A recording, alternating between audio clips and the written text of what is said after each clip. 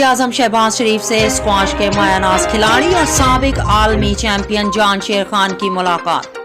वज़ीर आज़म ने जांशेर खान, जो कि 8 मरतबा आलमी चैंपियन और 6 मरतबा ब्रिटिश ओपन चैंपियन का एजाज हासिल कर चुके हैं, को जबरदस्त खराज तहसीन पेश करते हुए कहा कि आपने और आपके खानदान ने अपने खेल के जरिए पाकिस्तान का नाम पूरी दुनिया में रोशन किया।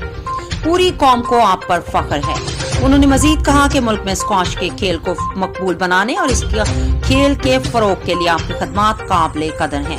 वज़ीर आज़म ने मजीद कहा कि हुकूमत मुल्क में स्क्वाश समेत तमाम खेलों के फरोग के लिए खातिर खा इंतजाम कर रही हैं।